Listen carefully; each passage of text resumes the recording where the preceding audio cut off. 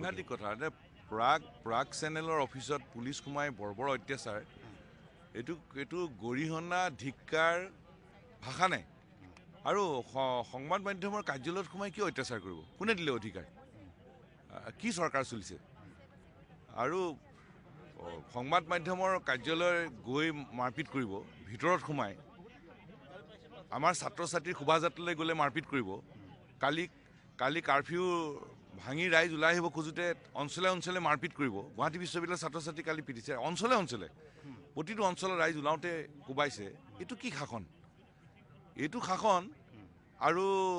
বাকীফালে কিন্তু চৰকাৰে কৰিবলগীয়া একো নাই তেওঁলোকৰ নাই এইটো মানি নলওঁ আৰু এটা কথা আমি চৰকাৰক ক'ব খুজিছোঁ দমন নচলাব ইয়াৰ আগতো আমি বহুত দমন দেখিছোঁ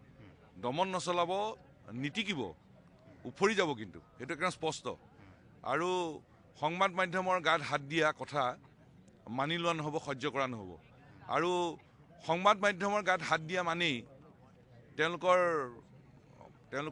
তেওঁলোকৰ চিন্তাৰ যে কিমান মতি গতি যে কিমান খেলি মেলি হৈছে তাৰে প্ৰমাণ হিতাহিত জ্ঞান হেৰাই গৈছে তেওঁলোকৰ মানে দিল্লীক সন্তুষ্ট কৰিবলৈ দিল্লীক তেওঁলোকৰ প্ৰভুসকলক সন্তুষ্ট কৰিবলৈ যি পায় তাকে কৰিছে তাৰমানে প্ৰাগ নিউজ বুলিও স্পষ্ট ৰূপত লিখা আছে তাৰপিছতো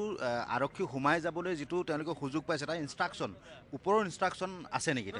চাওক পুলিচেতো সংবাদ মাধ্যমৰ কাৰ্যালয়ত সোমাব নালাগে এইটোতো চবেই জানে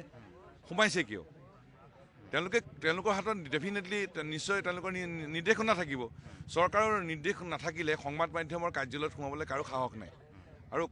প্ৰাগ চেনেলৰ নিচিনা এটা অনুষ্ঠানৰ অত্যন্ত পুৰণা এটা অনুষ্ঠানৰ এটা কাৰ্যালয়ত সোমাই গৈ মাৰপিট কৰা কথাটোত এইটো চৰকাৰে নিৰ্দেশনা নাথাকিলে কেতিয়াও কৰিব নোৱাৰে মুঠতে দিল্লীৰ চৰকাৰৰ তেখেতসকলৰ প্ৰভুসকলক সন্তুষ্ট কৰিব লাগে যে আমি সংবাদ মাধ্যমৰ কাৰ্যালয়ত গৈ অত্যাচাৰ কৰিছোঁ আন্দোলন দমন কৰিছোঁ আন্দোলন দমনৰ এইবোৰ ব্যৱস্থা গতিকে সংবাদ মাধ্যমৰ গাত হাত দিব অত্যাচাৰ কৰিব এইটো কেতিয়াও হ'ব নোৱাৰে আৰু মূল বিষয়টোৱে চৰকাৰক হয় হুজুৰ কৰিব লাগে দেখুৱাব লাগে যে আমি সংবাদ মাধ্যমৰ কাৰ্যালয়ত গৈ আমি অত্যাচাৰ কৰিছোঁ এইটো কিন্তু মানি লোৱা নহ'ব এইটো সহ্য কৰা নহ'ব আৰু এই যিবোৰ কাম কৰি আছে ছাত্ৰ ছাত্ৰীক মাৰপিট কালি ৰাইজৰ ওপৰত মাৰপিট সংবাদ মাধ্যমৰ কাৰ্যালয়ত গৈ পেলাই মাৰপিট গোটেই অসমত যিটো কাৰবাৰ কৰি আছে প্ৰত্যেকটো ঘটনাৰ কিন্তু